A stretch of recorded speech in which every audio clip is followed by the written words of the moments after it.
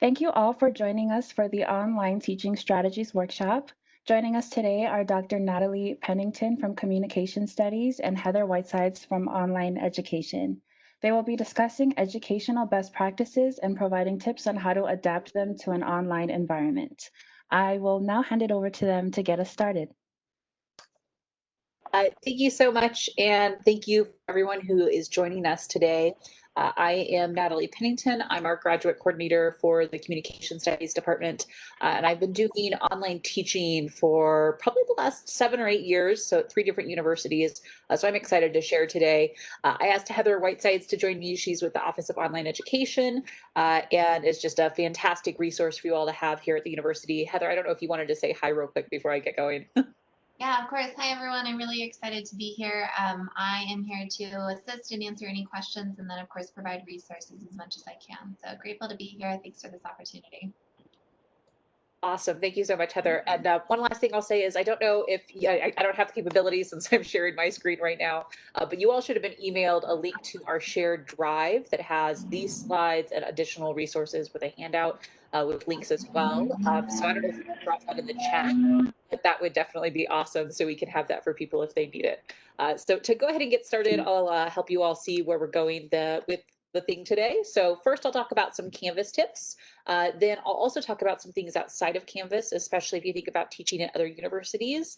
Having resources available for you to work with outside of Canvas are incredibly helpful. Then Heather will step in and talk about some additional opportunities for helping you with online education and teaching.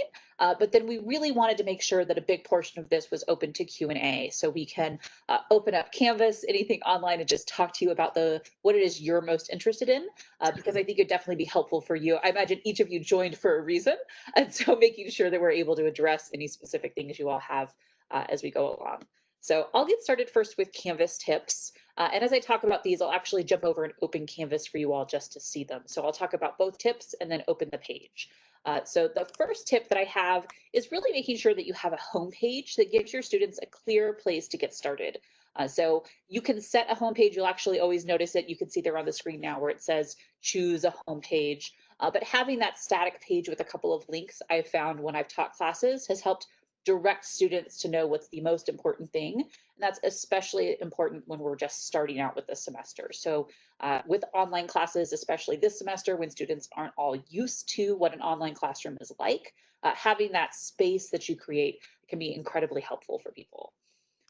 In addition to the homepage, it's really important, I think, to have the announcements. So if you're trying to figure out how to get to announcements on your homepage, I actually just did some screenshots to share with you all. And again, I'll also walk through it. I'll open up Canvas so you can see. But if you just go to your settings in Canvas and click to see more, then there's actually the option under that more options where you can click how many you want.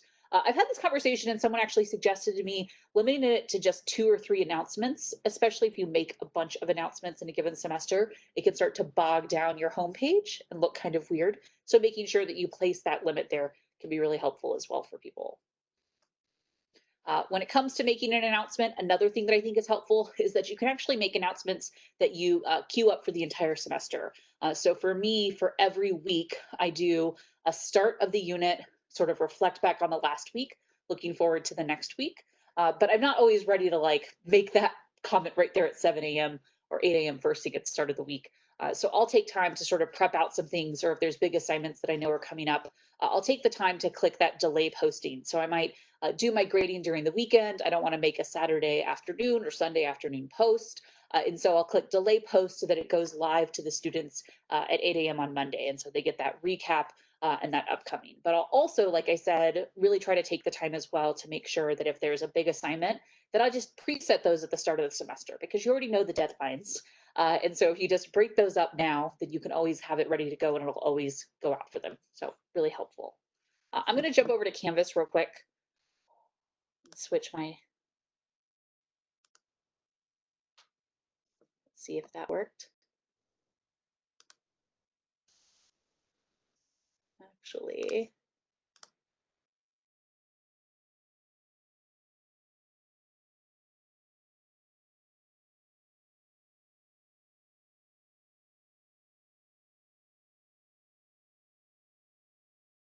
Natalie, you're on mute.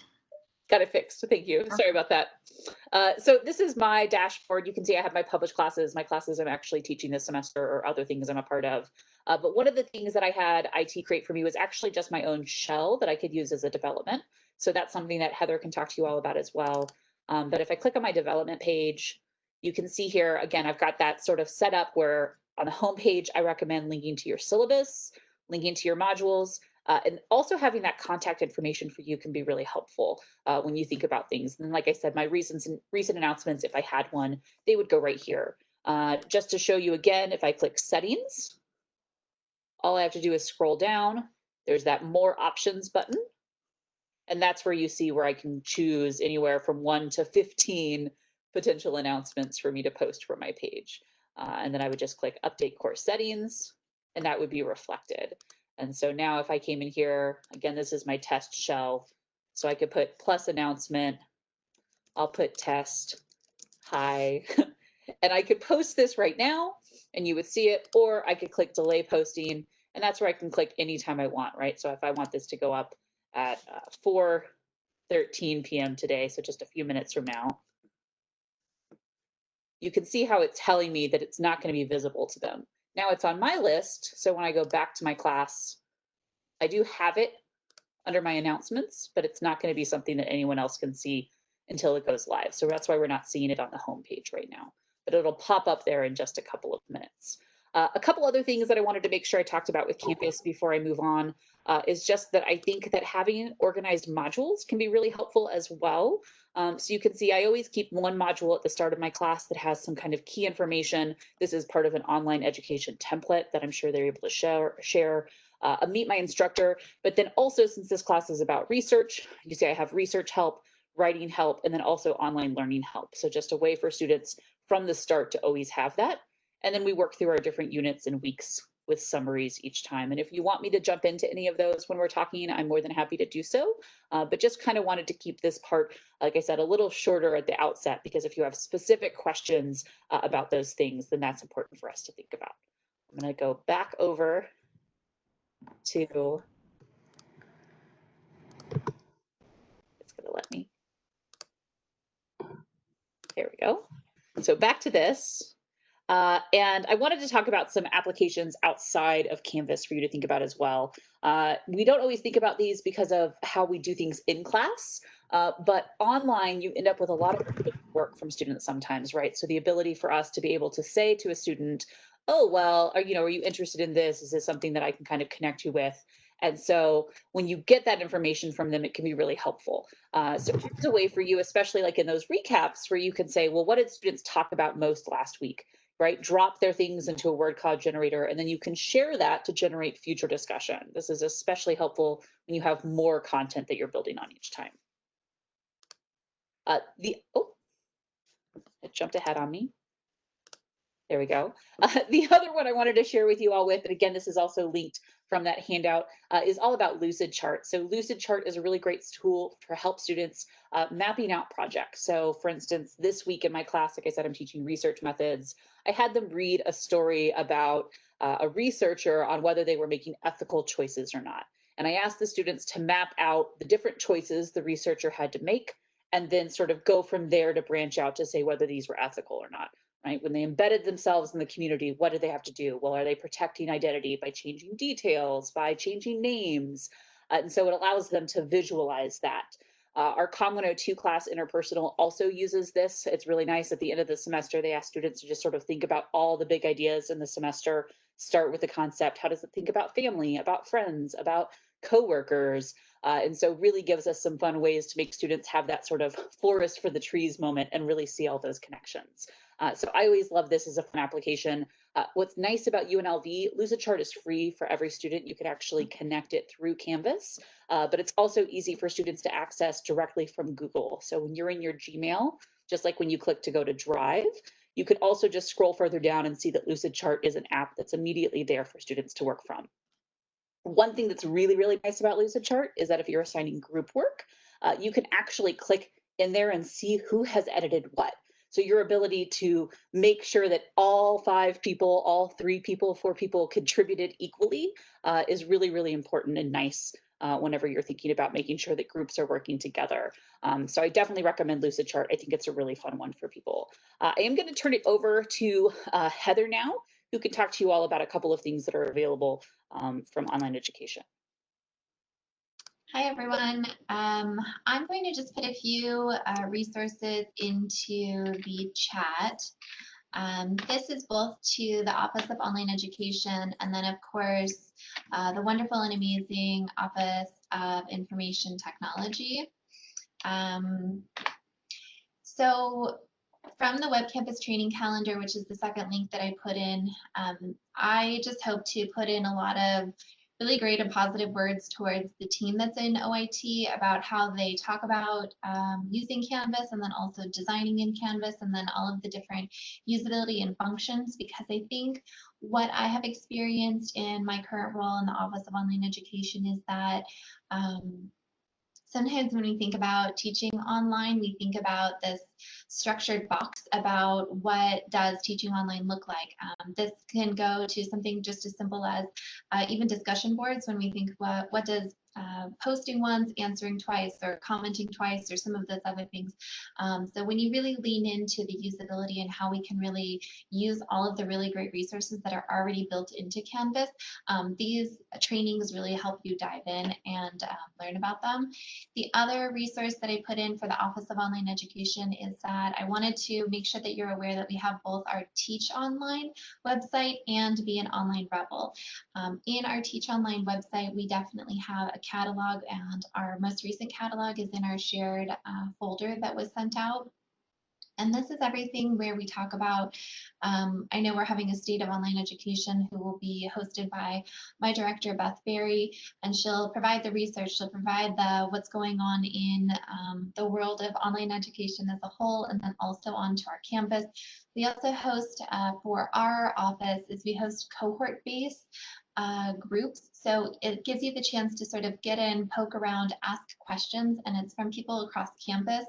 And what I have experienced across all of summer, and then even now in some of the cohorts that I lead, these opportunities to have discussions with peers and people who have taught online before and or are really new are really meaningful experiences, and a lot of people who are participating in the cohorts have a lot of different opportunities and takeaways because they're sharing resources, they're sharing what has worked for them, they're sharing those tools and tricks and things like that. So some of the things that we definitely want to make sure that you know about are all of the trainings that are available for you and to you, both as instructors, teachers, facilitators, students, all of those other things. Another part that I really also wanted to lean into was this opportunity to talk about what resources we have in place. And so I don't want to make any speculations of, what kind of knowledge or experience you're bringing to the table for this particular webinar, but we have all of these things that are already in place that we don't want to have you have to reinvent the wheel. So just for example, from Natalie's kind of quick tips, we have a template, and so in the folder that was shared, we have a step-by-step guide for converting your classroom with a quick template, and this guides you to the Canvas Commons. It helps you get it into your sandbox or whatever course you want to put it into, and then that's where you can kind of help build, play, explore all of those different things. So in this template, and we have a couple of them, I just put the one for the quick template because I think it's the easiest. We have boilerplate language and some examples of announcements. We have the organization of the modules already done. We have overview pages. We have some embedded text, just like we showed of having the Let's Get Started page. We have some resources. We have some boilerplate language for introductions, all of those things. So the thing that I think I would like to try to convey is that we already have a lot of this stuff built, and we don't want you to feel like you're isolated or alone or on an island and you're not sure where to start. We have a lot of resources and a lot of things that we can send your way to just kind of get you started, and then maybe get you enrolled in a cohort, or at least get you part of a community to help bounce some of those questions about how do I do this for assignments, or what do we do about ethical questions for testing online and all of those things. And we're already, again, having lots of conversation and dialogue about that. So we just want to be a resource and send you to all of those. And the Teach Online is a website that we're currently working actively to update all of those resources so that you have access to them. So those are just some of the quick website resources that we have available, from the web campus training to teach online. And then again, this quick tip of how to find our classroom template. So again, I'm going through these pretty quick because we do want to save a lot of time for your questions, and then we can really kind of dive in. And if you don't have questions, we can do more dive in too. Thank you, Heather. Yeah, and to what you said, I tried to go quickly on things because when her and I were talking about preparing for this, we thought, we don't know everyone's starting point. It could be different.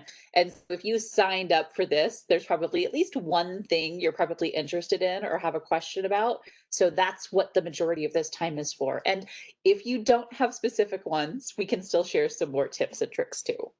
So please, anyone, if you want to jump on, you can type it into the chat, or if you just want to turn your audio on and let us know how we can help.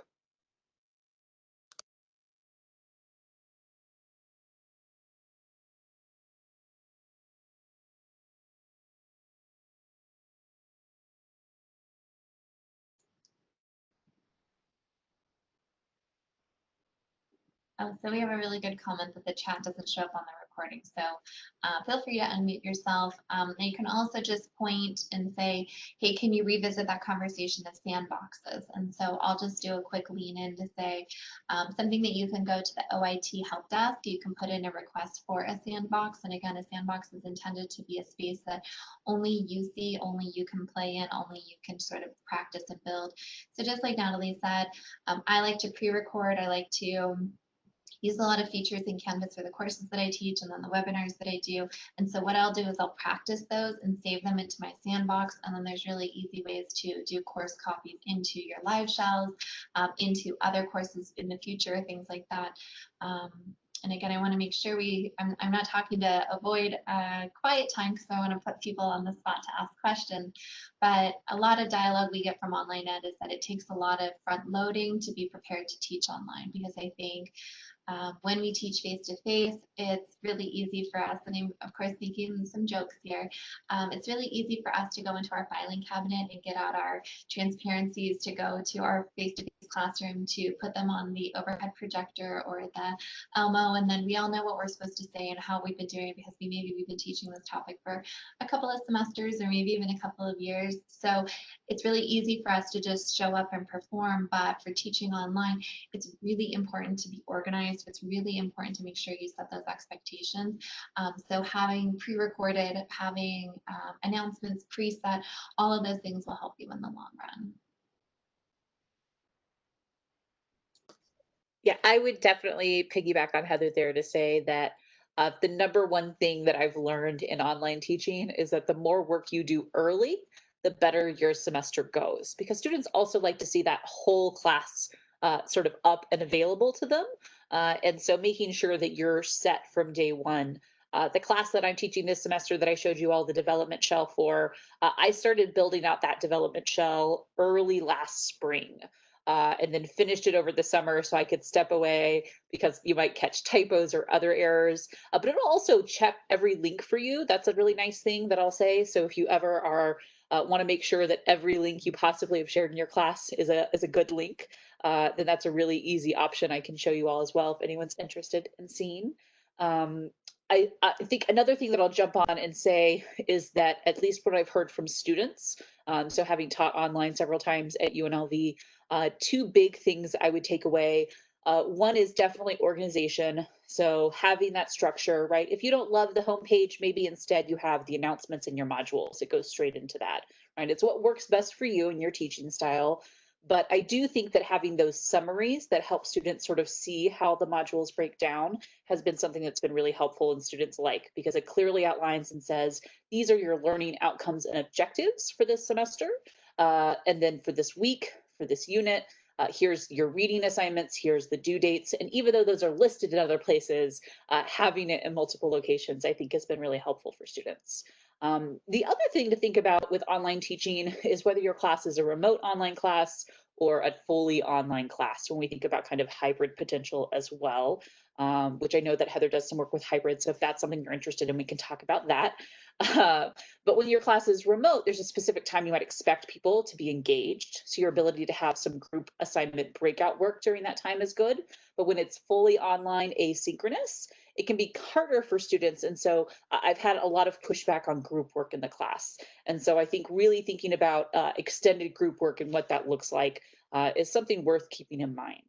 I will say all the tips we have, and I'll stop talking so we can see if we maybe have some questions, is these are such good skills to help you when you go out on the job market. So if you're someone who's interested in teaching or even in applying to PhD programs, identifying yourself as not only somebody who's got online teaching experience because you were maybe forced to this year, but have taken the time to also get additional training and knowing what you want to do with those classes, that can be really helpful for you too.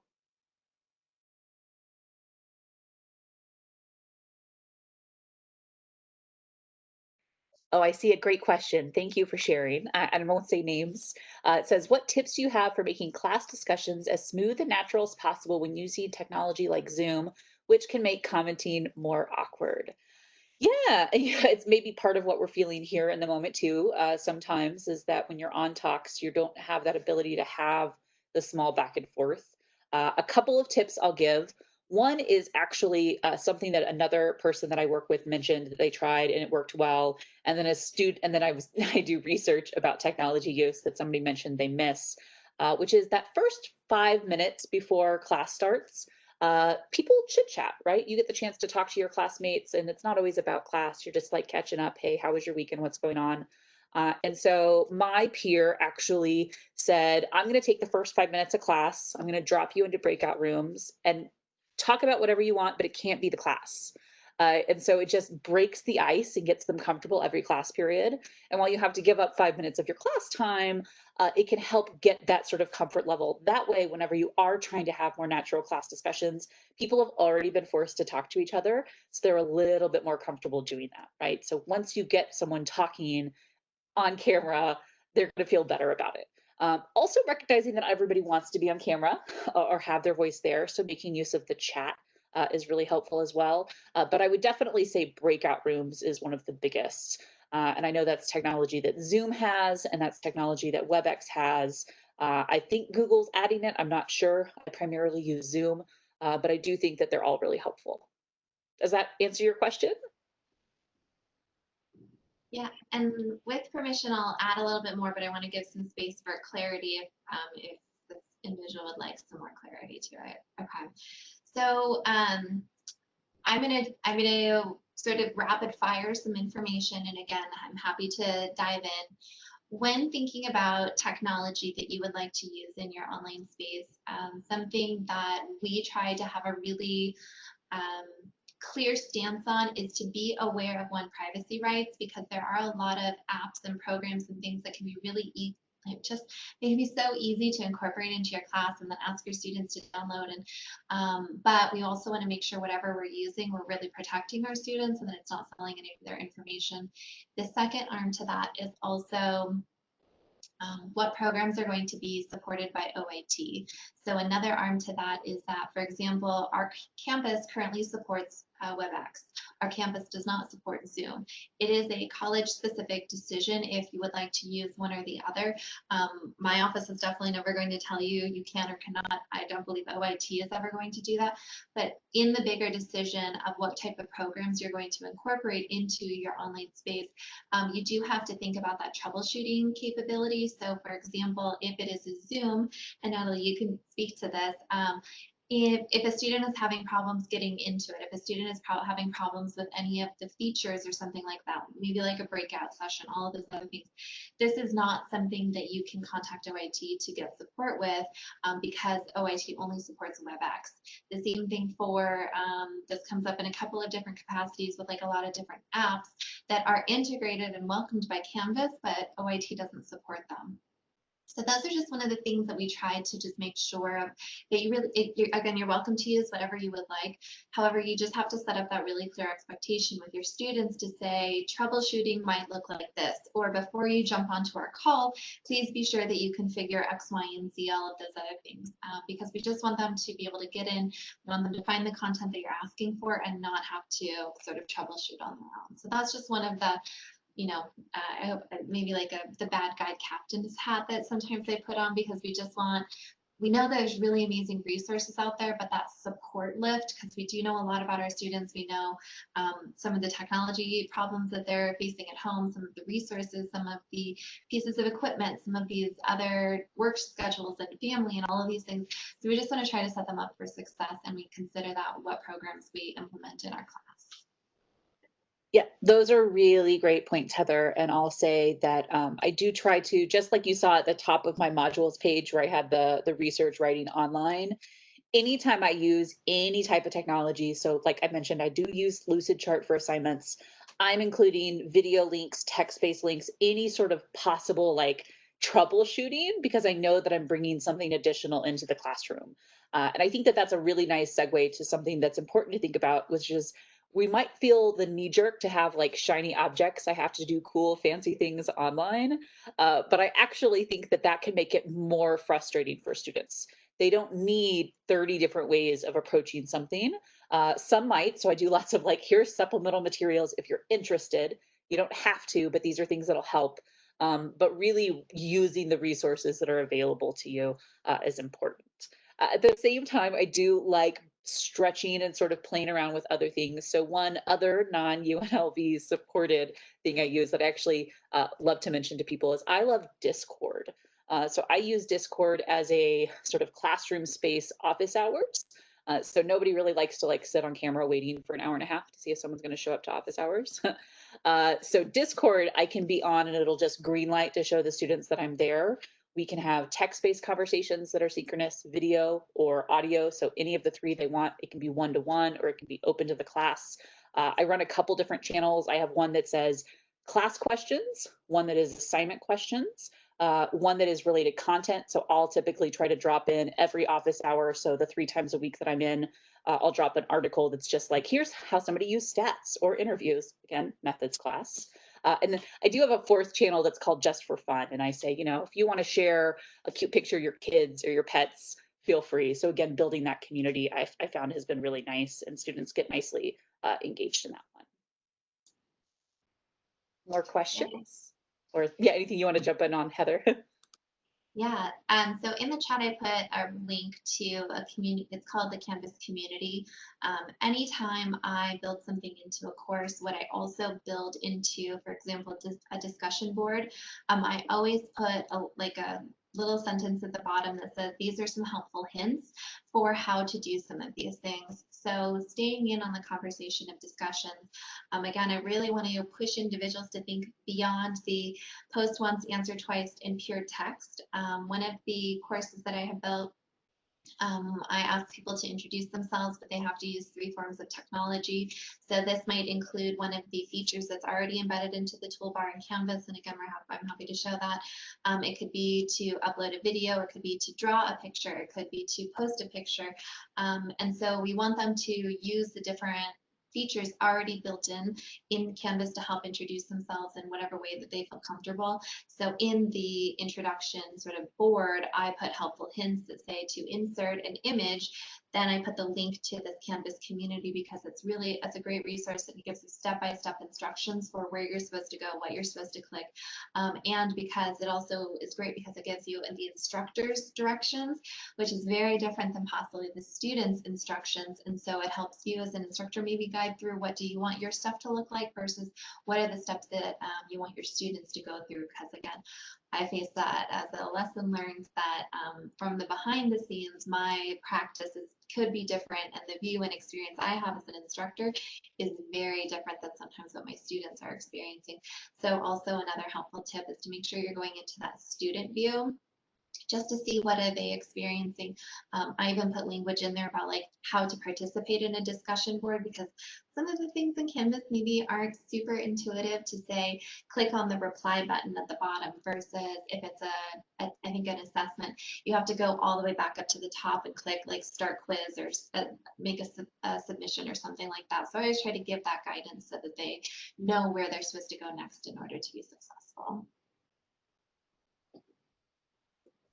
So again, we're throwing lots of pebbles at you. Please feel free to post questions, unmute, because we really want to use the space to maybe lean into some of your personal questions that you have experienced or things that you're exploring. So again, we'll create some quiet space there that you can unmute if you would like.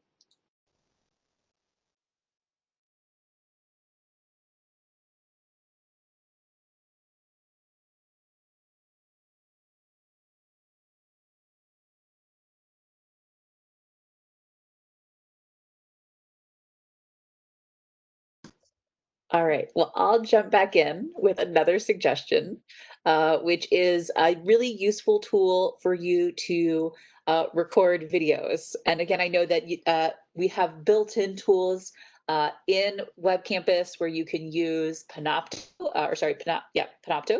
And I've also just like recorded direct from my Mac before, but something that was made free to anyone with a educational email address is a software called Loom, Loom. And I've been a big fan of using it. And what I like about it is that as long as I've got, I take my husband's gaming headset and wear it, and I'll use the headset to make sure my sound is good. And I can record and then also edit and cut out things. So if I'm talking over PowerPoint slides and I stumble, I don't have to stop and record the whole thing again. I can pause, start over on that slide, and know that I can just cut that bit out. And again, that's free. And it's something you can either just link to or embed directly into your Canvas, which is nice. Also, if you're someone who prefers to like free talk, so let's say I don't want to have to do like the headset and everything, I could also just put myself as a tiny circle on the corner while my slides are up. And I've done that sometimes too, or also just talking directly to the camera. I've used it multiple ways and found it really helpful. If your college supports Zoom, then one thing I'll mention about a Zoom educational license is that it will make an auto transcript for you. You have to go in and click that in their like software program, which I can show you if you're interested. But that's really nice because I always like to provide transcripts of my presentations as well. So anytime I post a supplemental lecture, whether it's me talking or over slides, I always include a transcript. So again, that accessibility question that I think is really important, because maybe someone has a really terrible internet and doesn't want to have the time to try to deal with watching a video that might start and stop, or they don't have the time, right? They're doing other things. And so having that text that they can scroll through if they have to is there and available for them as well. So I definitely say constantly thinking about how do we help the students, not make it harder for them, is an important thing. I don't know if you want to jump in on any of that kind of lecture-based stuff at all, Heather. I think the part I will lean into is just the notion of equity. We know that a lot of our students are having some difficulty with bandwidth in their home. We know that a lot of our students are leaning into the resource lending that's going on from our library. So if they need a laptop, if they need audio equipment, if they need camera equipment, all of those other things, that our campus is doing the best they can to try to figure out how to get those resources to our students. So I think the part that I'm going to lean into the most is to be really methodical at thinking about, why am I asking my students to show up at a certain time, be on camera, watch my lecture, because what we do also know is that our students are using their cell phones. So I just would like for you to think about trying to stream a live lecture on your phone while your instructor is asking you to go to a different website to review those notes and or to watch a sub embedded video from YouTube while you're supposed to be on a call with them, all while trying to participate in a discussion board and or all of these other things. So I'm not saying that there's not a right way to do it or that it's not a successful strategy, but I think that we can really start to reconsider the strategies for why we need everyone to come together at that exact same moment and at that exact same time, versus having people come together, you record your lecture, then you upload it. If someone wasn't able to participate, or if they lost their video, or whatever the circumstances are. So I think just knowing a little bit more about our students, what they're doing, how they're using, what devices, these are all things that you can put into, just as Natalie showed, into your Let's Get Started module. You can do a quick technology quiz that says, hey, tell us what kind of devices you're using, or what kind of experiences did you, or difficulties did you experience when we had to go remote at the last minute last semester, or all of these other things, so that you at least have a little bit of information that helps guide how you're organizing your online course versus this. And I definitely am not trying to use like a negative connotation when I say there's a right way or a wrong way. That's not what I'm trying to say. I just want to say, consider what is going on with our students, consider what's going on in our community, consider what's going on in their home, and then help that, use that information to guide your decisions, I think is what I hope to lean into the most.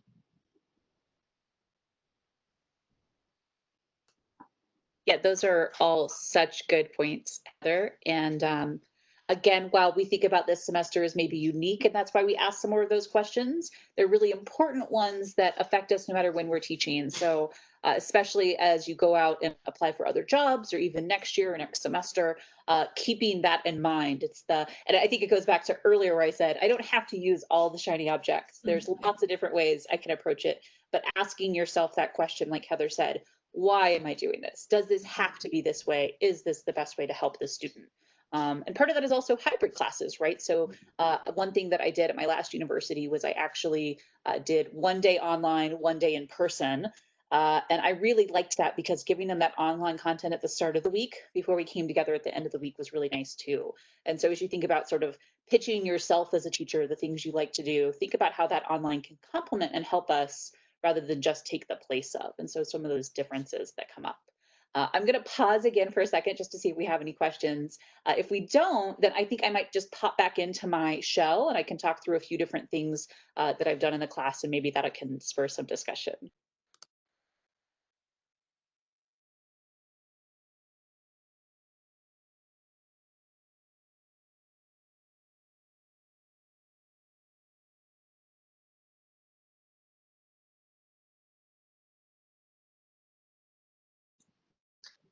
And just, I agree, let's jump it back into your course, but I think if people have the chance, and I know it looks like maybe a few people are joining by phone, maybe if you could put into the chat just, are you currently teaching? Are you hoping to teach? Are you assisting in teaching or something like that? Just so we can have a little bit of a better understanding of your current role. So then we can continue to kind of guide the conversation and the helpful resources to know a little bit more about that. So again, feel free to put into the chat your current role, currently teaching, hoping to teach, any of those things, and then that can help us guide. Perfect. Thank you. Yeah, that's huge. Thank you so much. I definitely would love to hear sort of, it looks like I've got at least a couple who say they're teaching remotely. And yeah, that's definitely a hard one. Or if you've only been a TA so far, so you don't actually have that full control over the classroom yet, as well as a grad student, I know what that was like.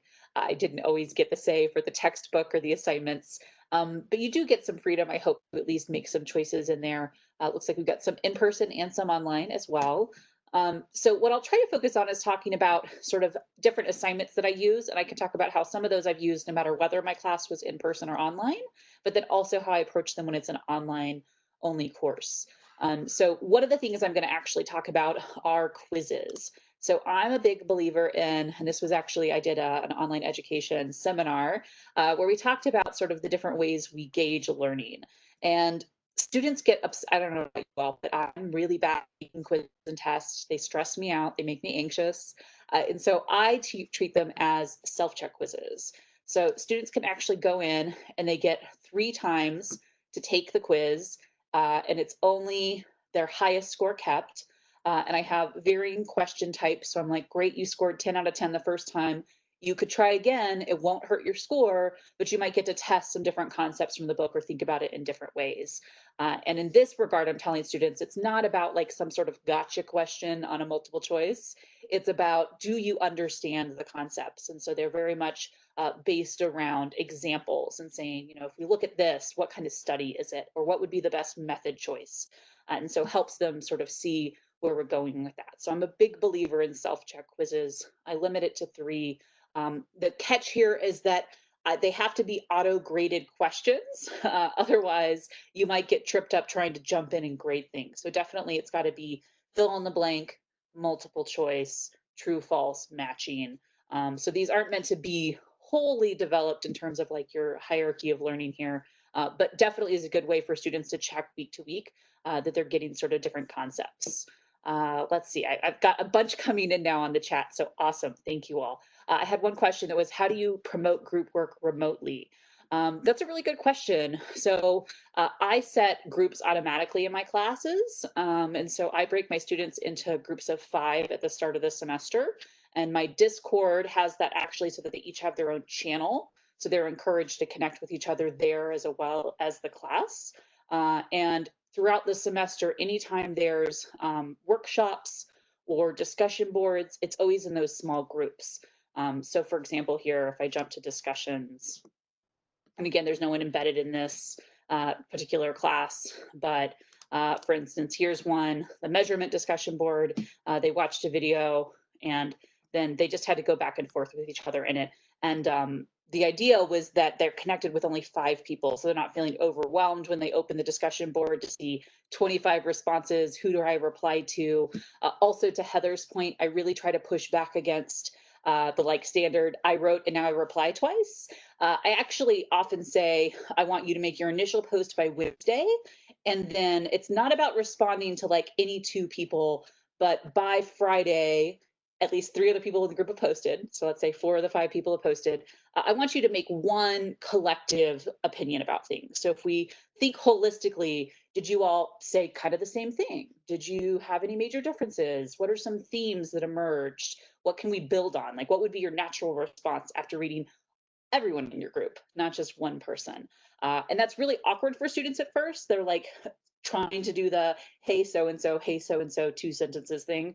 And I have to sort of remind them, but I think it goes really nicely. Yeah, and then Heather's here has got the, you're giving example language for discussion. I'll let you jump in real quick, Heather, and talk about discussions, because I think that's a really helpful one. I saw at least one person who said they're teaching a discussion class right now. Yeah, so I think when we have face-to-face classes, it's it you set the structure and then people sort of follow your lead. And so when you engage in a conversation, then your students usually start to sort of adopt that same language of how to have that interaction. However, in these sort of online spaces, we really have to guide them for what kind of language we want them to use and or sort of the levels and depths we would like them to get into.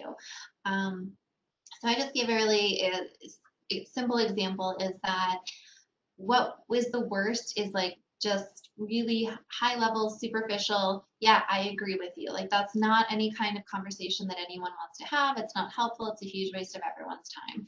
So this is just one example of language that I put into some of my discussions is that if you are going to post on your peer, it has to follow one of these structured formats. And I give some very specific, it has to be this long, and it has to start with one of these things because I can't just have students saying, yeah, I agree.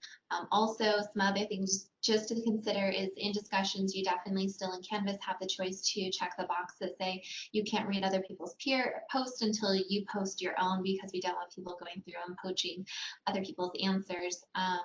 But the part that I really want to lean into, especially about Natalie's comment and some of these other things, is that in face-to-face classes, you know, we kind of have this funny practice where people get unassigned official seating charts where so like whatever you come in and you sit down at the first of the semester, that's where you're going to still sit like every single day for the rest of the semester. So we have to figure out how can we help support those conversations between peers who maybe don't know each other, may not have ever interacted with anyone in higher ed before. This could be their first semester.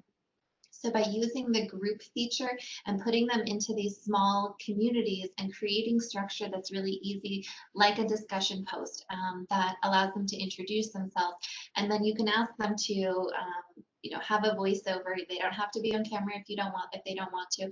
But like I sometimes I really like Bigfoot, like in Sasquatches. So I'll put my Bigfoot up in here and then I'll have a voiceover just to kind of give some examples and variety of how our students can get to know each other's. But so sorry, I know I'm kind of going to different directions, but to have discussions, to have them be groups. I also really like the idea of having group leaders and or have them rotate through. So if you decide to use group work throughout the entire semester, and let's just say you do have that group of 5, then week 1, someone is the leader, in which that means in their own private discussion board, they can go through, have the conversations, they can do these things, and then the leader then has to summarize what was discussed that week and then maybe post to another that says, these are the main topics that emerged from our group. And then that might be a full class. Then the next week, someone else takes that leadership role. And because everyone knows that it's coming their way, there's a little bit more accountability to not wait till the last minute. Because I know if I'm a leader and I wait till the last minute, then there may be a chance that anyone else in that group who was that leader at that time might just feel like, man, that really stinks because they waited. And so now I'm supposed to do this summary, but they didn't post until midnight. And that can be a whole nother conversation about like due dates and posting time. So we can talk about that later too.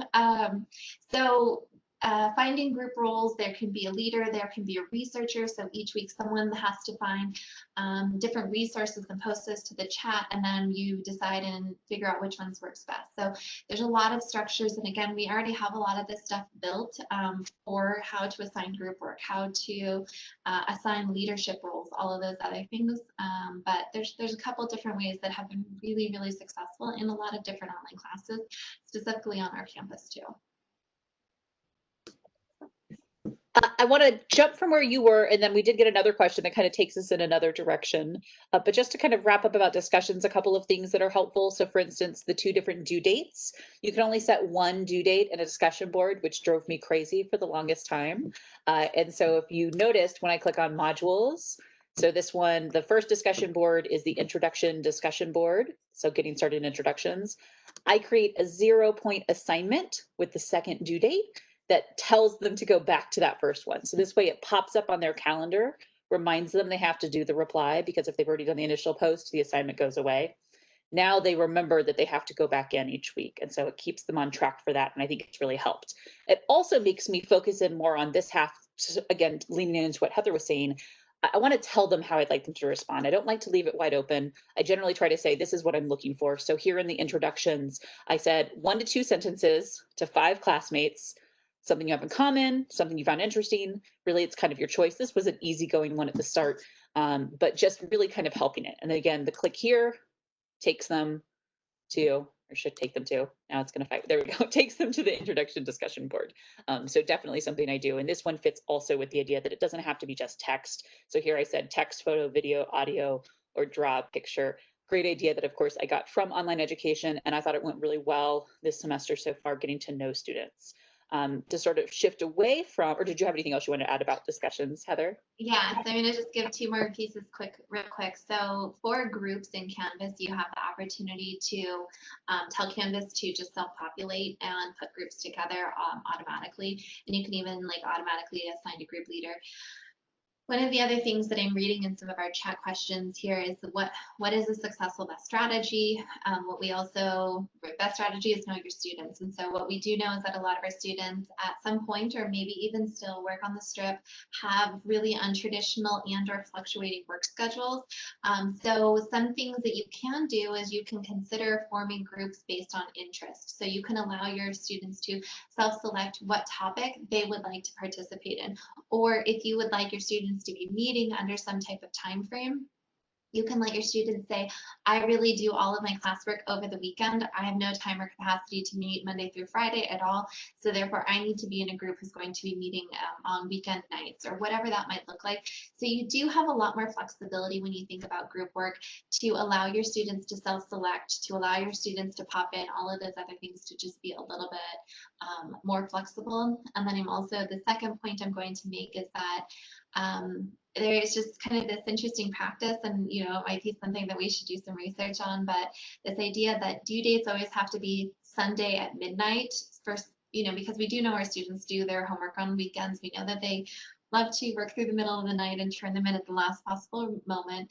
However, again, something that we just tried to have people consider is that if it is some type of group work and you need some type of culmination for your Monday morning, if you're having remote or hybrid classes and you need to have some type of succinct posting or put together something, consider what that due date is and consider what that due time is. Because again, if our students are working from home or remotely or whatever that is, and let's say that they're having some type of technical issues submitting something, but it's now 1 o'clock in the morning, OIT is sleeping, you are sleeping, maybe your peers are sleeping, we don't know. So I sometimes put my due date and due time at a time that OIT is still open, because we do have the call-in center, we have our IT email system so that they can put in a request. But I like my students to still have a little bit of window of time if they did submit something and then they lost all internet connectivity. Then they can get on the phone and talk to someone from OIT, and or they can put in that help request so that I know from an instructor standpoint, it is documented that went out. And then sometimes I've even had students send me that to say, hey, look, I contacted OIT at, I think it was like 10:57 to say my entire computer crashed or something. So again, we just want to think about what resources our students have, how can we make their life easier, and maybe that technology quiz that you do at the very beginning of the semester to say, when do you prefer to work on homework? What kind of resources are you looking at? That might help influence when your due dates are and your due time. Again, consistency is the best, but midnight on Sundays might not always be the best option because there's just no technical help available if they have some type of crash or problem like that. So that was my quick tangent. That's such good information. And, that's definitely something that's come up before. I do the 11:59 p.m. Wednesday and Friday. I keep consistent due dates so that students don't get confused about when things have to be done for my class and build it into their schedule. But I do say on those assignments, like, keep in mind, OIT isn't open till midnight. So don't wait until 11 to get started. You've got this extra time if you need to return to it, but at least make sure you're comfortable with things so you can catch us both at a time where we can be of help to you. I do want to turn to the next question we got, which was, are there any suggestions on the best practices to let students do group presentations in an online context? Will students be able to record and post to Panopto recordings? And Heather might be able to speak specifically to Panopto, but I did want to plug first and say what we're using right now is actually a great example of where students could do a group presentation, right? So I've got my slides that I was sharing that could be a screen share by the host, and then you could have the 4 group members rotating for their parts if you needed to. Of course, it depends on the assignment, but just making sure that students are aware of what's available to them. And it looks like Heather just shared a link, so I'm going to let her jump in to talk about Panopto. But I definitely think, again, because WebEx is a supported technology by the university, and we know that they can help you, that would be my first recommendation for a group presentation. Yeah, and I think there's a lot of great resources from Panopto and from WebEx. And so, I mean, I think that, again, I think you just have to think about what your strategy is. So I know for a lot of our master's degrees and a couple of other degrees, right, like an in-person presentation is really important. We work on our speech, we work on our hand gestures, which I know that I do all the time, and I try to work on them. So if it's important for it to be live, and or you as an instructor might need to be the audience, and it could be a party of one if you need it to be. WebEx is definitely a really good, because you can push record and then people can pop in, different people can screen share, all of those other things. If it needs to be perhaps a little bit more, I want to be careful of my language, a little bit more hodgepodge, Panopto is actually a really great resource. The link that I put in has highlighted resources down at the bottom for instructors and or also for students. Andy Bortz is, I mean, the most wonderful human being alive, and he's wildly talented and is sort of our master and commander for Panopto for our campus. So he does all of these Panopto tutorials, which are really great. So if it is a little bit more hodgepodge, Panopto actually has this really amazing capacity for editing. So you can do a little bit more slicing, you can put stuff together, you can do a couple more in-depth things. So for example, if you have student A who maybe needs to record their lecture at I don't know, 7 a.m. because they have to go to work, and then student B maybe needs to record their part of the presentation at 7 p.m. And the last I had been into this, because I know we have updates quite often, is that you can go in and you can do editing to different recordings. You can splice them together. You can do a whole like span of different things. Panopto is also really great because you can embed check your knowledge questions and a couple of other features, and it's also really great because of accessibility. So another thing that we do try to just wear that hat for is that it's really important for us to think about what does accessibility look like in our online courses. Panopto does have built-in accessibility. You can go in and do some editing if it's not quite perfect. So we do have a couple of different options for group work and especially group presentations. And so I think it just depends on what kind of presentation that you're looking for. If you are doing a asynchronous class and you need everyone to put it together on their own, then Panopto might be a great resource so they can sort of put all the pieces together. But if it maybe is more of a remote or a hybrid, then you can have everyone come into this environment just like this and then do their presentation. So I know I kind of went through that quick, so let me know if there's any questions or you need clarity.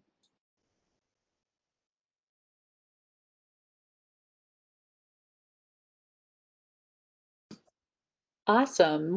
Any other additional questions we can jump into? If not, I can share about a different type of assignment that I do that might be helpful, but I'll give it just a second to see if we have any more questions we can help with.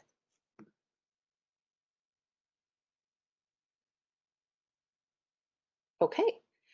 So I'll backtrack here. One assignment that I do that I think is fun. So actually both of these are created in a similar way, so I'll share them. So the finding research scavenger hunt activity that I do, I think is actually helpful in a variety of classes, because if your goal is to help students be able to know how to use library resources or Google Scholar, that's what this was created to do. And so what I've done is created specific instructions for students.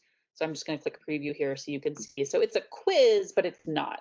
I have it set up so that they get their full 15 points upon completion because it's just like a participation activity, but it encourages them to think about how specific actions can guide our choices. And so this is a creative way to think about a quiz, again, not as a quiz, but as an activity that can just kind of guide them through things. So in this case, I give them specific instructions. I say, you have to go to the library, you have to go to this database, use these terms, limit to these results, right? So very specific things. And then they're required to identify the number of sources, right? Because there is a set number here. Everyone who tries it will get the same thing. So number of sources, they've got to identify the proper source in APA formatting. They have to tell me whether or not it's available from the UNLV library, which is important. Again, making them think about that find UNLV button, the library resources, things that we have automatically, or if you find something in one database, but it's actually fully in text available somewhere else, that's really nice as well. And then I make them jump over to Google Scholar. And the catch here is that I actually have them, they find the same source both times is really what it comes down to. So it's showing that a source is available from the library, but is also available from Google Scholar. So really encouraging them to think about smart searching and kind of what that gets for us. So I'll close out of this. Let's go back to quizzes. And the other one I was going to show you all, again, same kind of thing where it's not so much about them doing a quiz, but it allows me to sort of group all of those answers together.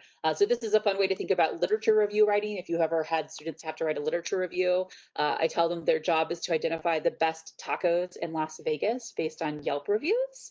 And that their first quiz question, I'll do the edit version this time so you can see. The first question is just tell me the name of the restaurant and a link to their Yelp page. Then they have to draw on a minimum of 5 reviews to support and argue for why this is the best taco. And then going back to what I talked about in their supplemental lecture last week, they have to think about how the principles of the assignment, i.e. looking at multiple Yelp reviews, can be thought about in writing a literature review. So in this case, it's just we draw on multiple sources to reach our conclusion for our claims. But it's a really fun one. I've done like best chicken wings, and it's one you could do it for an in-person too, or remote teaching. So if I was remote teaching with this activity, instead of building it in as a quiz, it's something where I might have students break out into small breakout rooms, come back with their top pick, and then pitch it to me. And we can talk about and live how they're drawing on different sources. And a fun part with that also is that then I could go to the Yelp page and be like, well, what about this 1-star review? And really encouraging them to think about sort of, again, how sources can go different directions and what we can do with those. So I think that's a really fun one. It looks like Heather had a really fun thing that she shared in the chat. So I'm going to let her talk about the rich content editor. Yeah, I think, and I know I said this in a multiple different ways, that, and the umbrella term that we use is, what is your teaching presence? And so what I'm hearing from some of our questions is, how can we really promote positive interactions between our students? And so that's student to student engagement. But we also just want to make sure that there is really good teaching presence, and what is that instructor to students presence. So I'm happy to lean into this. We're happy to show examples of this, but I really like, just like we talked about the announcements, I like having a face-to-face on camera and or my Bigfoot sculpture, whatever it might be. I like to make sure that my students hear from me, that they know that I am actively engaged in the content that they are producing, how they are interacting with each other, and that I view my role as an instructor as a facilitator. So I am more or less guiding their conversation. So for example, if we are bowling and they're hitting that bumper, I'm kind of pushing them back in to say, this is a really good conversation, but have you thought of, just like Natalie did such a great example of kind of providing some examples. We want to guide the conversations, and if we are nowhere to be found, then those conversations are like going into other lanes, or they're rolling, who knows where they're going. So one of the things that I put into the chat was this video editor, a short video. And so again, we have to think about accessibility, but this is something that I might do a quick announcement of, to say, hey, I've noticed that we're having this big question in our current discussion board, and so I'm just going to address it across the board for everyone. This is also how I give feedback on some of the tips and tricks that are going on, whatever is going on in my class, or if there's like a summary or something, I can make a quick video because I want my students to know I'm active, I am present. I also really want to dismantle the belief and system that says online teaching means that you press play and you walk away, or you post 10,000 PowerPoints and your voice, your knowledge, your expertise doesn't need to be fluid or active or involved in any of the conversation. They are taking the course from you as the instructor or you as the subject matter expert. They want to hear your stories. They want to hear your things. My students loved all of the videos that I would bring up. We have another faculty who was doing some research across the world. So every time they came in, they would start with a screenshot of whatever city they were in. And then there was a big poll of like, where do you think I am now? Like where's Carmen San Diego? Another one wears like a funny hat every week for their, hey, this week we're going to be talking about that. So I also want to share that I don't want to encourage you to do something that you're not comfortable with. I've been at Online Ed for a really long time. I knew in the very beginning I was super camera shy. I was not really interested in being on camera, all of these other things. So that's why, I use pictures. We have friends that have their kids draw pictures, and then their class votes on what kind of pictures so the kids build or draw that next week. And then that's the picture that's up with the voice narration. So there's a lot of ways that you can insert yourself into your class without per se being on camera, but you need to make sure that you have a teaching presence, but then also let your students know what type of presence. So for example, I'm going to revisit discussions. If your intent of the discussion is for students to just have some space for them to, riff or have ideas or share things, you have to be really clear of like, this is your space. I'm going to be involved in it, but I'm probably not going to comment publicly. You're not going to see me in here, but you're definitely going to hear from me privately. And this is where I'm going to contribute in the grade book. Also, you can make videos and or voice recordings in the grade book.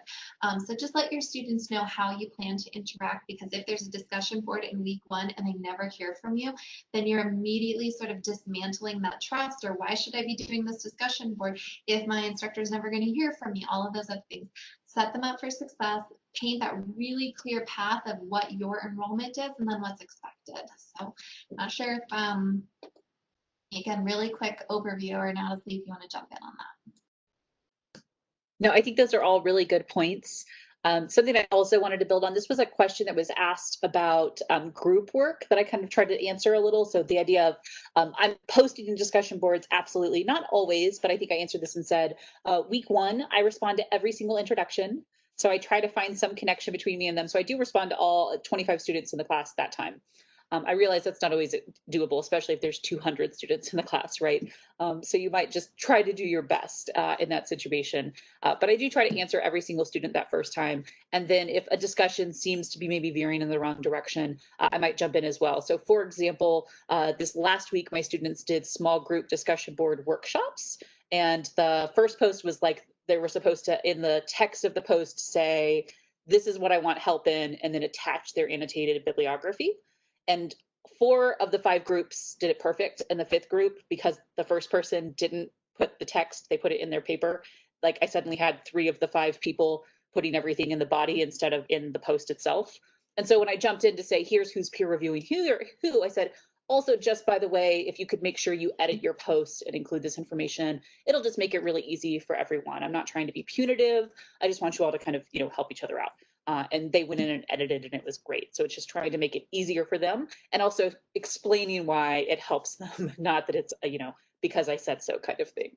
So I think that's really helpful as well. Another thing I'll say, just sort of thinking about maybe when students are absent or not necessarily engaged, is that if you aren't familiar with the option in Gradebook that lets you actually message anybody who hasn't turned in an assignment yet, that's something you can do. You can also, under people, see who's logged in when.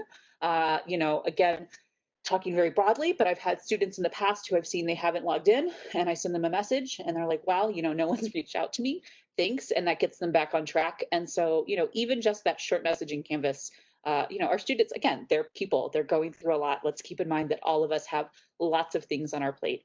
So anything we can do to try to help them, even if it's just a short message, I think is really useful to keep in mind as well.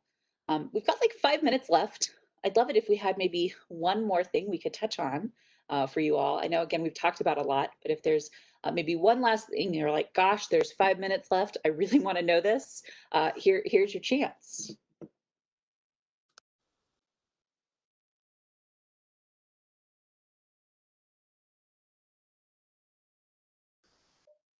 I will say otherwise, maybe another nice way to wrap up, Heather, is that you did just share a fantastic link talking about types of regular effective contact, and we could touch on that to sort of wrap up too. Yeah, I was also going to give the friendly reminder of something we brought up earlier. If you want to share on your screen the link checker, I can't even remember what that thing is called, but where you can see, because, for example, this actually link that I have shared with you, they updated their page and it broke. And so I had put this page or this particular link into about 15 different courses that I'm currently teaching. And so then I had to go back through and fix all of that. But if I would have just run it in my master course, it would have told me that my links were broken and that it needed to go someplace else. So this is a really great resource. Just like our textbooks, we're updated all of the time. Links and pages are changing all of the time. So before your semester starts, this is a really great way for you to just make sure that you're not going to get those 1:30 a.m. emails of like, I can't read the document that you've attached, or I don't know what website you're sending me to, so I can't do the homework, or whatever that might be. This is a really great tool.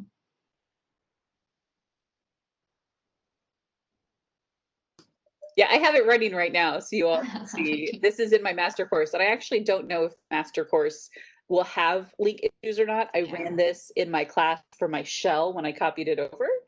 So we might see one way or the other. I know it's going to run for just a little bit. But other questions, concerns, things we can touch on as we wrap up? This should finish before 5:15.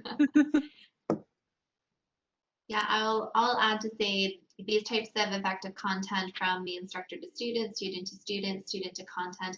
Natalie did such a great job of exploring how can we use quizzes that are low stakes, that are ensuring that our students have a comprehensive understanding about what is it that we're talking about. We're building that foundation of knowledge. And there are a lot of really easy ways that you can do that in Canvas. It can be a discussion, it can be a quiz. There's a whole variety of things that you can consider. Some of that, for example, instructor to student is that reach out. And so we know that we strongly encourage people to set up their notifications so that you, as maybe an instructor, you always know when you get pinged or when someone contributes to one of your things.